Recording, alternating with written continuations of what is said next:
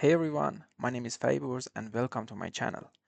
In this playlist, I'm going to walk you through R programming from scratch. Before this, I was making videos on CRISPR screening and we got to the part related to library design in R and analyzing the CRISPR data. So I decided to first make a few videos on the basics of R. I think that in this way you will have a much clear understanding of what's going on those pipelines.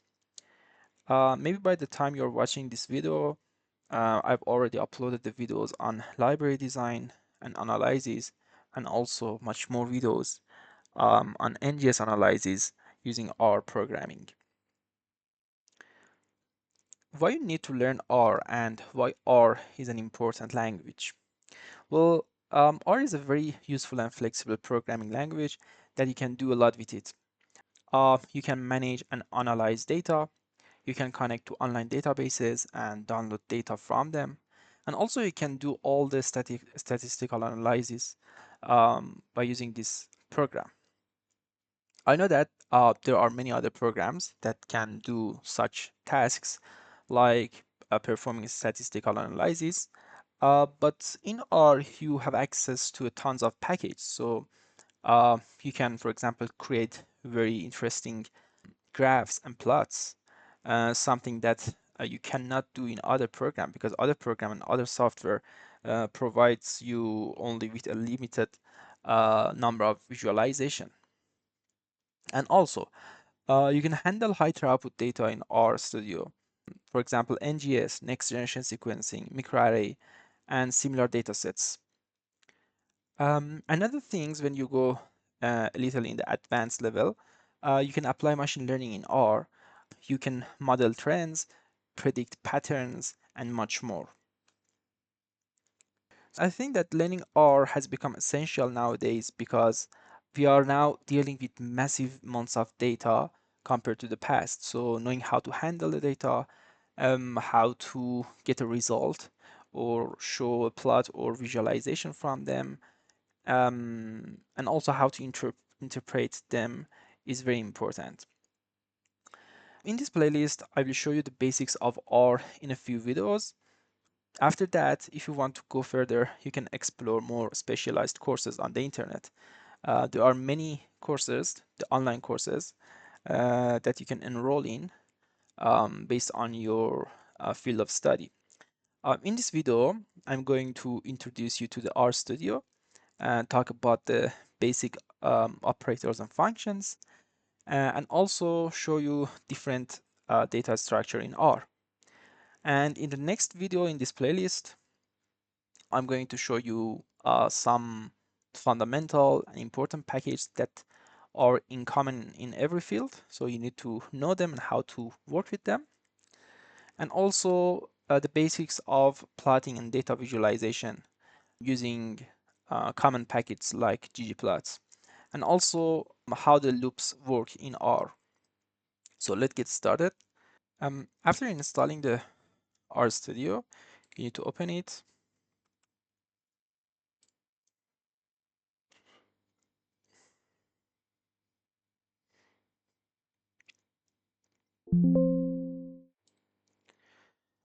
This is the interface of RStudio. Um, there are several panels, and before talking about the panels, maybe your RStudio is in a white theme. So if you want to change the theme to a dark theme, you need to go to the tools and then global options. And then in the appearance tab, you can change everything you want. You can change the size of the fonts and also change the font. And here are the theme. I usually prefer to use dark theme because it's much friendly for eyes. The upper left panel here is the script editor. You can write your code here, and also you can run them by pressing Ctrl and Enter. And you can also put comment for yourself by pressing Shift and 3, and then write everything you want as a comment. And also after you write your code, you can save your code in your hard disk.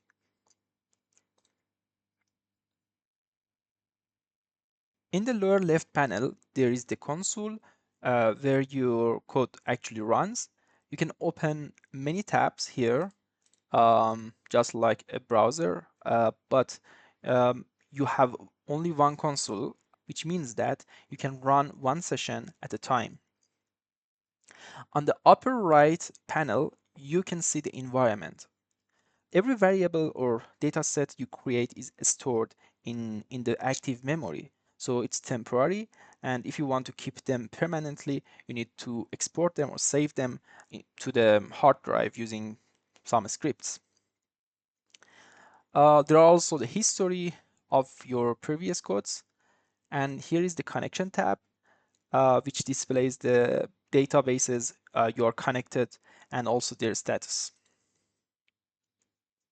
Here in the lower right panel, you will find the package tab. You can install packages manually, although we usually install packages by using install.package command, but some packages are a little tricky, so sometimes you need to resort to this part and uh, install it manually by locating the zip file, zip or tar.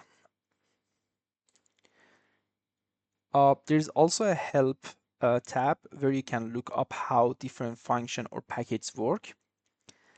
And the plot tab, which displays the plots you have created before saving them in your hard disk. Um, let's let's start from the script editor. I would like to begin with the basic math and functions. So you can use all the math operators in R. For example, you can use plus for adding two numbers, like for example, 9 plus um, 10, and then hold Ctrl and Enter to see the result in the console. Here, the result. So after running it, it returns 19.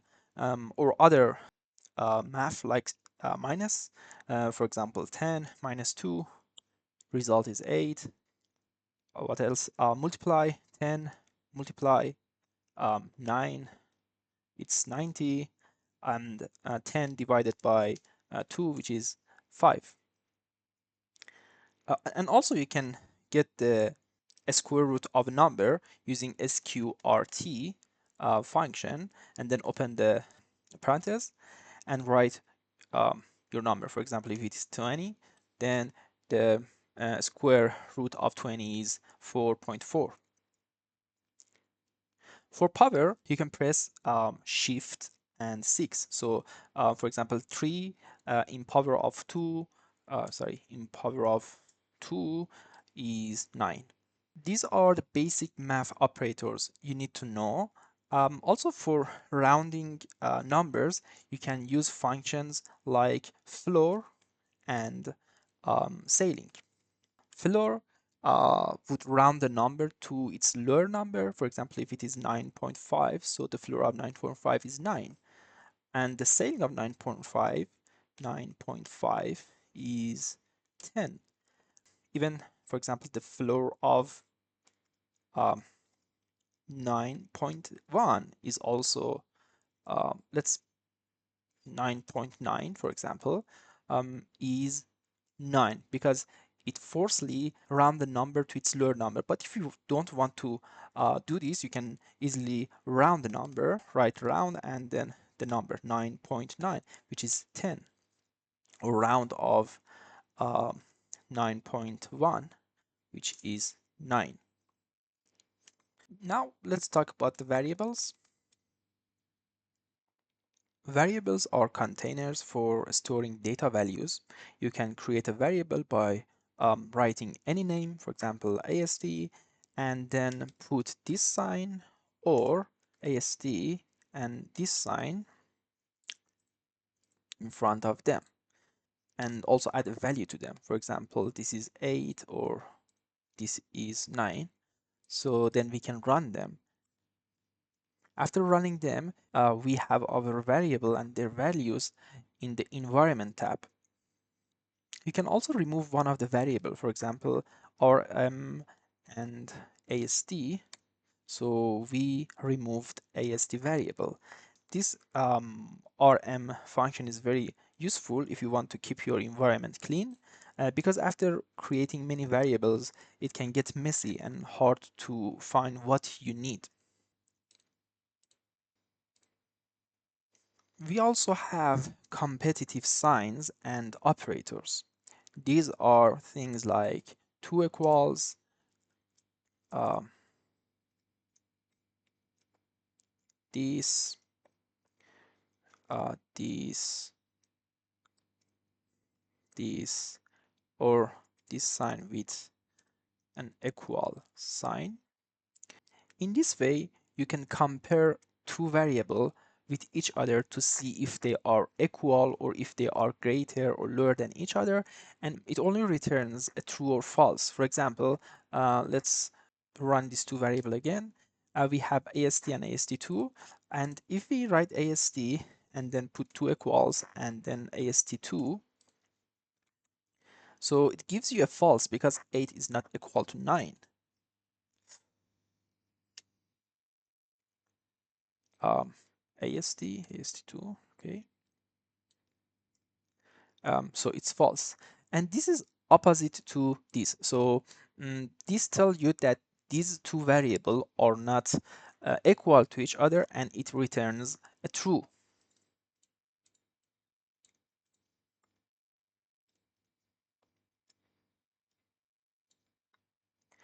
Or as I said, you can use this sign AST2 or AST, this sign AST2. And also you can get the absolute of numbers. For example, A1, ABS, -20. We know that the absolute of a number is its positive form. So an A2 is ABS 20. So then these are equal to each other. And A1, A2, so it would be a true. We need to run them before running that code. That's true. These were the math signs and some basic functions. Now let's move on to the data structure. There are several types of structure. We have vector, we have factor, we have list, we have matrix, and data frame. So what is vector? Vector. Um, Vector is a linear and one-dimensional container. It can hold either character or numeric values, but not both at the same time.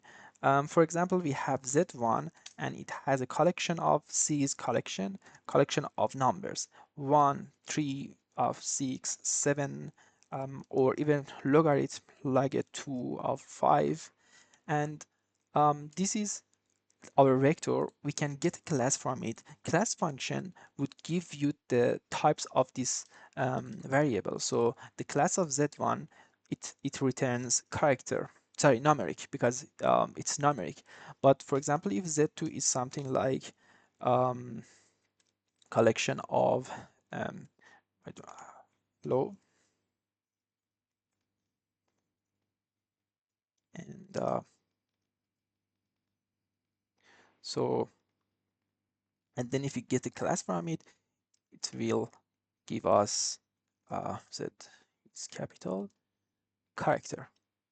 Also, you can get the length using length Z1. So it returns 5 because there are 5 values in this collection. And this length function is very handy when you want to check if the length of two containers or variables are equal. Because in some bioinformatics calculation, you might need vectors of equal length, and this help you understand why maybe you get errors in your code. And also class is very important because some pipelines require a specific data class. if something is a character when it should be a numeric, you will get errors. Sometimes numeric values accidentally become characters, especially if you have made some change on the variable. So you may see them as number, but they are actually inside double quotation like this. So this is not a number, this is a character. And R treats them as a character, so it cannot perform a math operation on them. Another thing is that you can returns the second or third or fourth values in a vector. For example, z1, and then put the number of values you want in a bracket, for example, the value number 2, which is 3, by doing this. So it would return 3, or the value number 5, which is the logarithm 5, 2.3.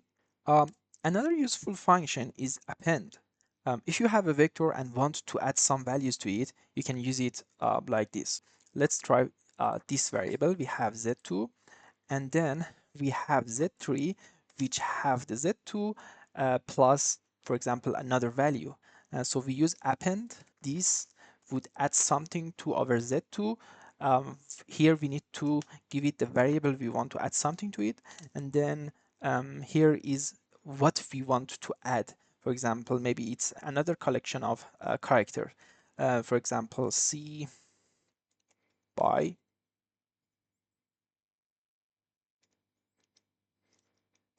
truth. So now we have Z3 with 5, 6, and 7 length. So the length of Z3 is 5. What's the problem? Append Z2, this is Z2, and append this. What's the problem? Length is Z1, Z1 is Z1, okay. Let's add it to Z1. So this is Z1, this is Z1, this is Z3, length Z3. Now it's 7.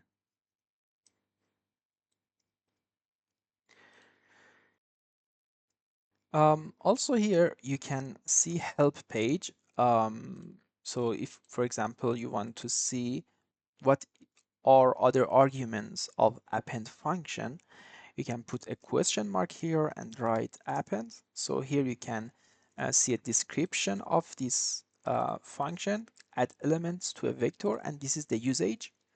We can also tell this function that after what value you need to add this value.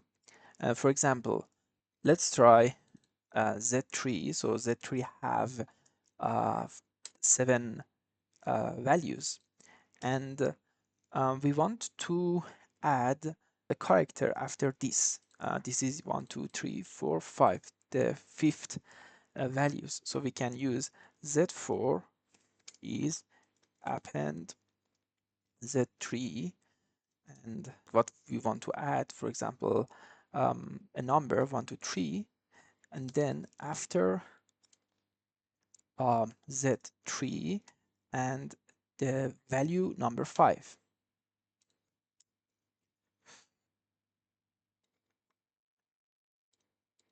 What's the problem? For invalid argument type. Let's Z4 append Z3. This is our value. After is equal to Z3, and this is Z is okay, get it.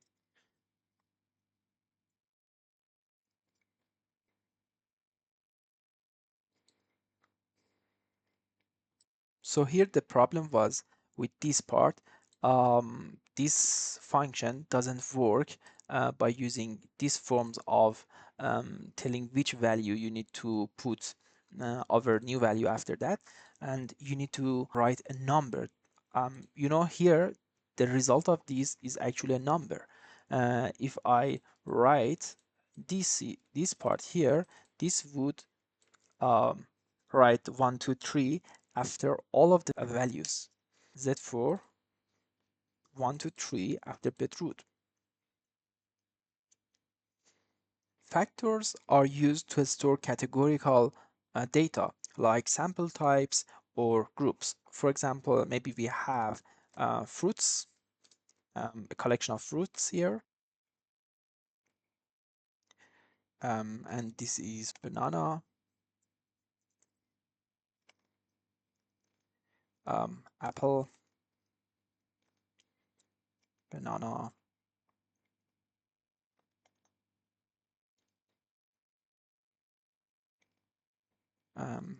orange, another banana, and another apple. This is still a vector, or if we have a groups of people with um, tumors, control, normal,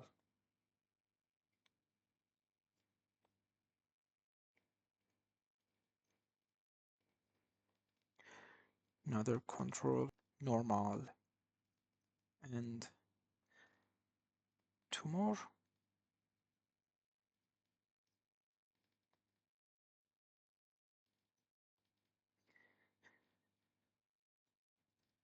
So let's run this. These are a still vector. So if we get a class from them of fruits, it is character, and this is also character. And if you want to convert them into a factor, we need to put a factor before this. So let's create a new variable, RUITS, F, and factor, RUITS, okay. So we convert this variable to a factor, and also let's convert this. Um,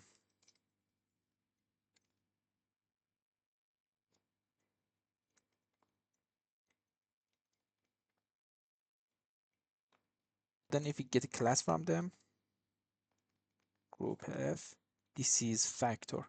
And if you run them, you can see them as this. This factor has three levels, apple, banana, and orange. And also we can get a plot from them. RUITF,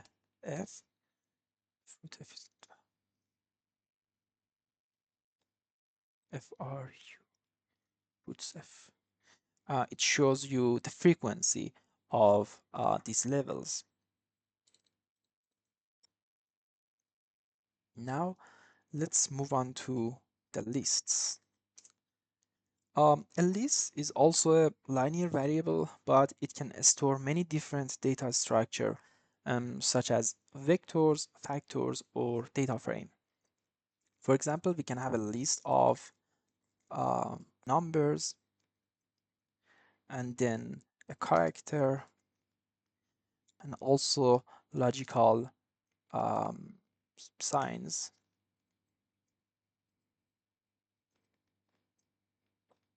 So this is a list, and as you can see here, the list is in the fall into the data category, and all the linear or all the vectors would fall into the values part. So here we can have list, we can have matrix, we can have data frame, or other classes other than the vectors. If we get a class from A, it will return list. And for example, if we want to check something, if we want to check if there is something in our list, we can use this sign. We want to see if this character is in our list. It will return false. But if we put this, it will return true.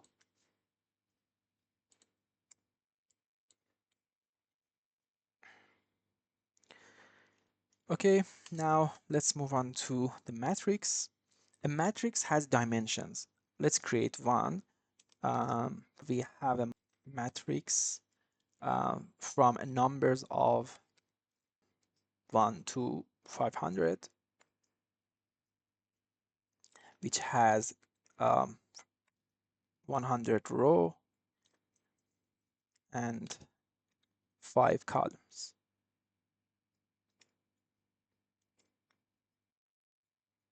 Here we can also see the matrix in a tab. So this is our matrix. The length of the matrix is 500. Length of AST is 500. It has 5 columns and 100 rows. We can get the number of the matrix, the number of the columns, and also we can get the dimension of it. So it is 10 in 5. Sorry, 100 in 5. If we want to get the value of a number, for example, a number in the row 14 and in the column number 4, we can write 14 4, and here you can see 340, and or any other things we can change it to, for example, 10 and 4, it is 310. So we can also change the call numbers to 2, so it is 110. The number in the row of 10 and in the columns number 2 is 110. Now let's talk about the data frame. A data frame is like a matrix, but each columns can be of a different type. It can have character, it can have numeric or logical. For example, let's have let's say we have a number of a number like this, or no, a number 1 to 20, and b is b is number from 1 to 21 to 40.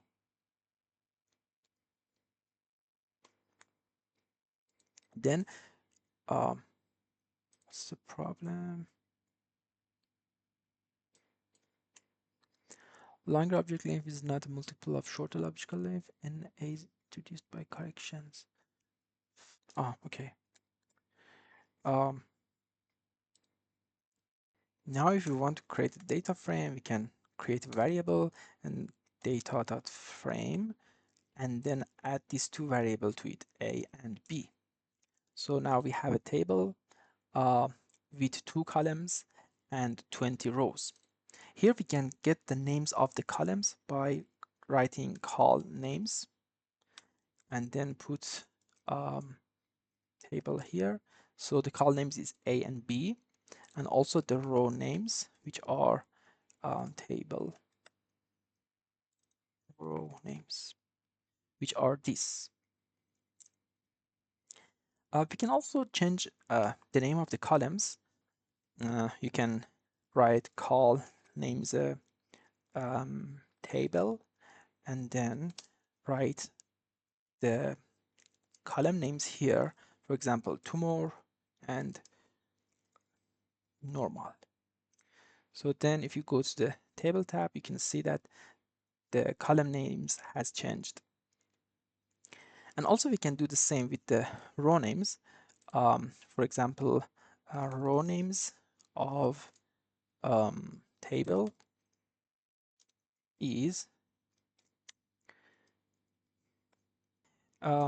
here, because it is very hard to assign a character to each of these 20 rows. We can use some functions. One of the functions is paste. So because we have 20 genes here, and we want, for example, genes 1 to 20, we can write paste. This paste function add something to a character. You can add a number or any other things. So paste 0. This 0 means that do not put any space behind between the character and the number. And after that, you can open the parenthesis. And here, because we need 20 genes, we need to write the functions repeat. So this function replicates the value in X. So repeat of what? Gene. How many time? 20 time. And then here you need to write this part is one of it, this is X, and here is the numbers that you want to add to these genes. So you want to add 1 to 20. So then you can see here that we have gene 1 to gene 20. Also, we can change the dimension of the data frame by writing, for example, tier table is tier table. So then if we go here, we can see that the columns and the rows are replaced with each other. Another function is cbind, and this would add a new columns to your data frame. So let's have this data frame. So this data frame has 2 columns, and we want to add another columns. We have a collection of numbers from 41 to 60, and then we want to add these to our column. So we can write table 1 is cbind. We tell the R to bind what to bind to our table, bind C variable.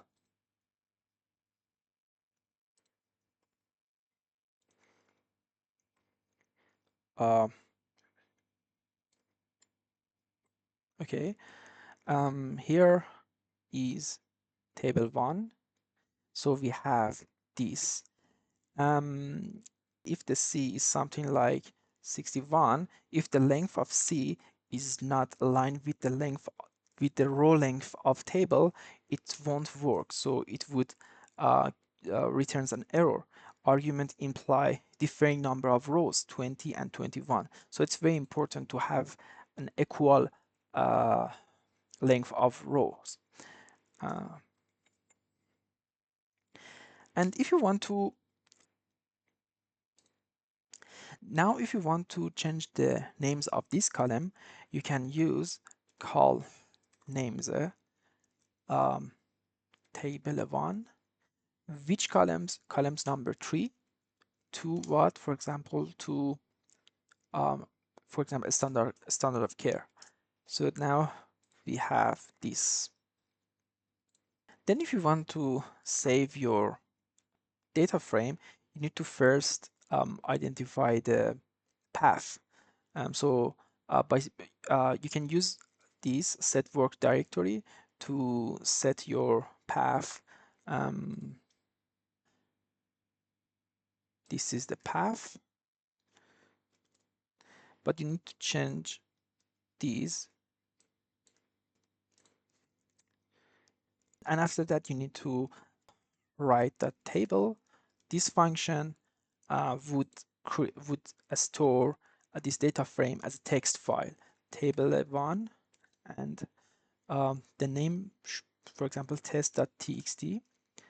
I usually put these because sometimes it would add some double quotes for your character. So we want to false this, and then we add a separator. If we don't add this, let's see what happened.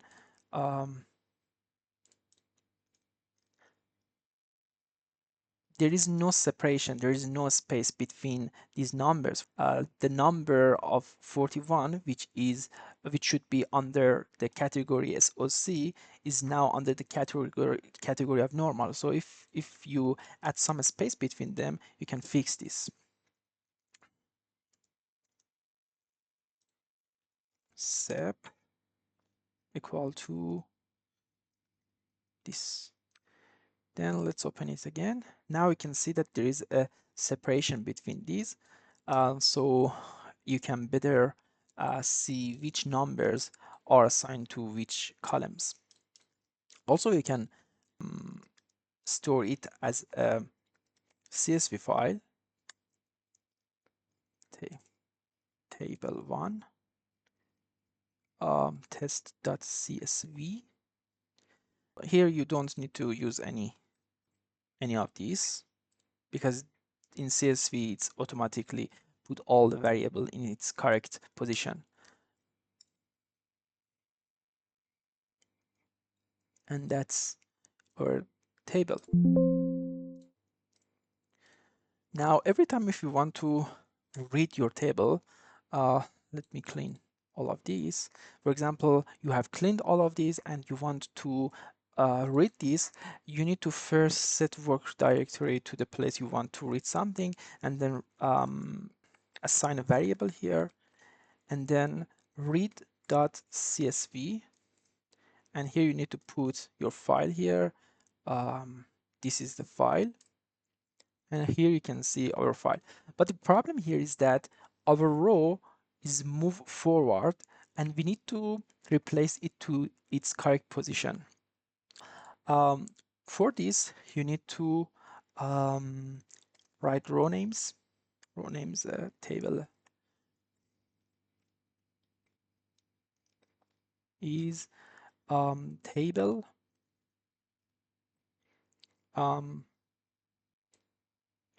we need to put this here, so it is column 1 here. Column 1, so let's see. Yeah, that's correct. And now we need to remove this column by adding a negative before this. So you can write table is table without this column. And that's it. I think that I haven't explained the negative indexing. So negative indexing would remove that parts. For example, if we have table and we have number 1 and 1, so it returns 1, because in the row 1 and in the column 1 we have number 1, and in the row number, for example, 2 3, and in the columns number 3 we have number 22.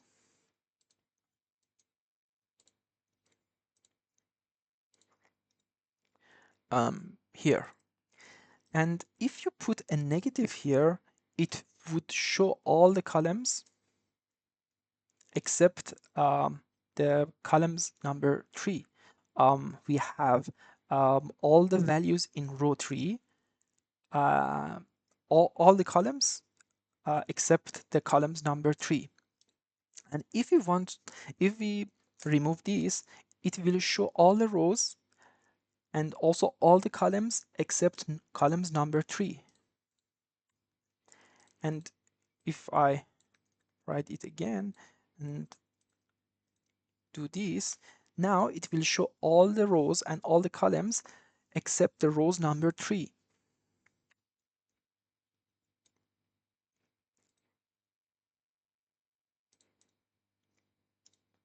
So here we have all the rows except rows number 3.